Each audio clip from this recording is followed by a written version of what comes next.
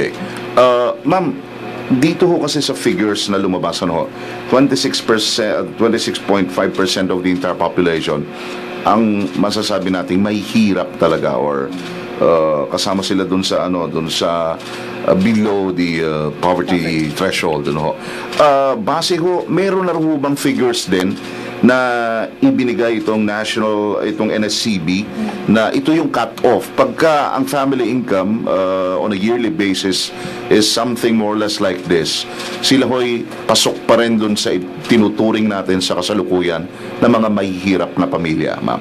Ano po yung cut-off na yun? Nabanggit ko ba dito sa latest result ng NSCB, latest survey ng NSCB, yung mga figures na yun, ma'am? Actually po, that's a very good question. The thing is, you see, there's so many different kinds of poverty. Opo. So there's food poverty, there's income poverty, there's opportunity poverty, there's entrepreneurial poverty. So hindi yung mga sagot po ng NSCB are not specifically targeted to your question. Okay. The response is more the majority of the food poor, yung mga gutom na walang kakainin, are in the rural areas. So around 70% of our population, the poor, are in rural areas.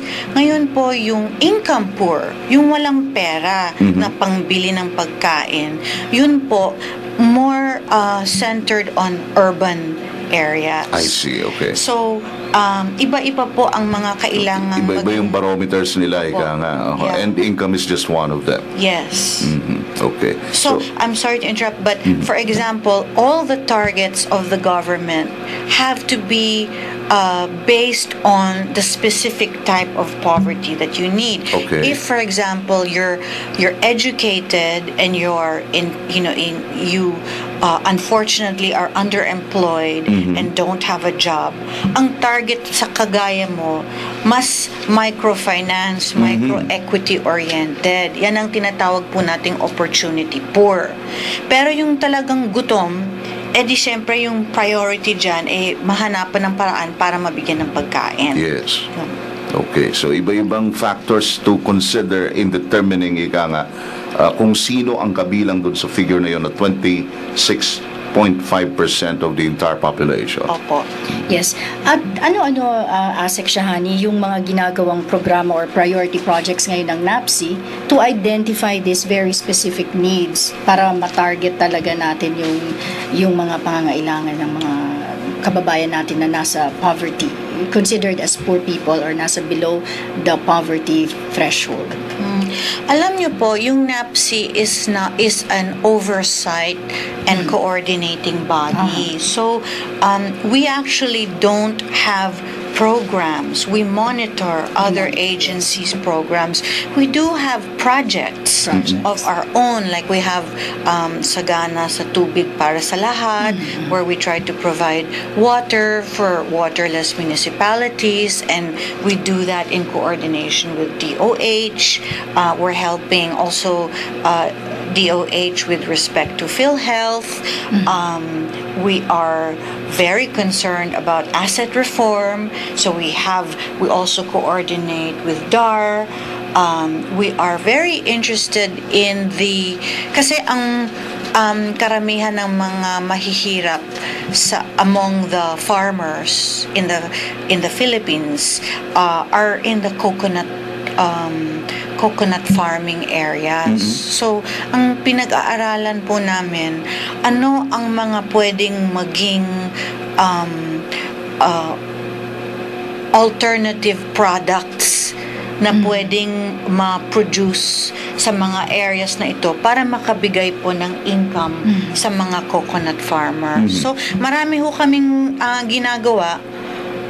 But primarily, I would say it's an oversight role. And also, with respect to yung NHTSPR, meron din yung error rates, no? which ina-acknowledge naman po yan ng DSWD. At hindi naman yun pagkukulang ng DSWD, it's inherent in the method itself. All Doon over, sa research method. yeah, kasi sa buong mundo, matagal na pong ginagamit ang NHTSPR, and it's actually very successful in Mexico, in Brazil, in Chile. It's used in many countries. But naturally, there's a level of human error that is involved. And meron po kasing national household targeting system to target. Okay? Pero meron din pong community-based monitoring system. Yun naman po ang sistema on the ground na yung mga LGU, sila ang mga nagbibilang. So, the two have to coordinate fairly efficiently. So, if there are any failings in the systems, that's the sort of thing that we monitor, and we receive complaints from LGUs, and we forward them to whether it's DSWD or DOH. Yun. So when we say, ASEC, when we say community-based monitoring system, this is down to the level of the municipalities or even to the Yes. barangays, ma'am. Yes. Okay, so ganong katutok, ika Yes. nga yung pagmamonitor to make sure na yung mga proyekto intended for the poorest of the poor ay actually nakakarating dun sa mga kababayan natin na nangangailangan through the various local government units, ma'am. At saka po, kailangan kasi nating maintindihan na in terms of the methodology kasi, one method counts the number of people according to households. Okay. Another method counts the number of poor people according to families. Okay? Ngayon, sometimes you have more than one family in one household. Yes, it's true. Di ba po? Yung mga mahihirap, minsan 3 to 4 families there, So how do you count it? Like when they share a dining table, Yes, tapos marami pong extended family, syempre, tapos may anak sa labas. How do you count? Yun lang po. You see, it's not that easy. It's fairly complex actually. And it's very important na meron tayong more or less close to real na figures to be Yes. able to address the concerns of these people. Yes. So, in terms of, you were saying na yung mga sectoral representatives is very important because sila mismo talaga ang magbibigay sa inyo ng picture, hindi lamang yung parang nabasa or feedback sa atin, but sila mismo ang kausap. Yes. How often does this happen, Asik? How often yung mga meetings and mga monitoring natin sa ating mga stakeholders or sectors? Actually po, it's quite exciting. We meet them practically every 2 months. Every 3 months. We've had 2 major meetings with them in February and in April, I believe. And in July, we're having the big National Sectoral Assembly. We're still finalizing the date, but I believe it will be on the 26th. Pero there'll be over 1,000 sectoral representatives coming from all over the country, and they will be expressing their needs. The reason for my asking is kasi sometimes hindi natin maiwasan na while we are doing this, while government together with all the other agencies concerned is doing these things, meron pa ring mga kababayan na for some reason or another hindi talaga naabot ng tulong ng gobyerno. So they feel that all this is just on paper. Yeah. So what assurance can we give them na itong mga pag-aaral ay hindi lang, kasi some would like to have it yung instant. That is why sometimes yung conditional cash program ay nababatikos as a dole out, and that probably would be my second question. One is, how can we assure these people na itong pag-aaral na ito is leading to something better and long lasting? And second would probably be, how does also NAPSI and the other agencies concerned make sure na yung conditional cash transfer ay hindi ma-perceived as just a dole out? Well, kasi po, yung conditional cash transfers, ang conceptualize nun originally was the World Bank. And the idea there is, I'm gonna give you, let's say, 1,500 pesos a month, provided that Yes. you send your kids to school and you avail of health care, you use family planning, and if you are a mother, prior to birthing, during birthing, and especially after birthing, you avail of health care. If you do that, and you help a family, let's say, for just 5 years. Kasi yun naman po, that's very important. This is a minor detail people seem to forget. Is that we're not offering to help people for the rest of their Yes. lives. We're only, it's really pantawid. Yes. It's really, I'm only helping you for 5 years to get you out of severe Yes. hunger and to give you a leg up. After 5 years, you're on your own. Okay, so it can't really be a long-term dole out, Yes. and you're not encouraging parasitism. Okay, now the thing is, if you actually do that, then you affect your literacy rate improves, your maternal mortality Yes, yes. rate dramatically improves, your neonatal mortality rate. Kasi yung mga kabataan, maraming namamatay after birthing. At maraming mga mothers, hindi naman sila namamatay habang nanganganak.